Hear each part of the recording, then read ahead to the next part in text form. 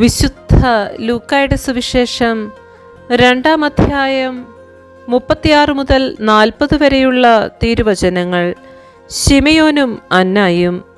ഫനുവേലിന്റെ പുത്രിയും ആഷേർ വംശജിയുമായ അന്ന എന്നൊരു പ്രവാചികയും അവിടെയുണ്ടായിരുന്നു.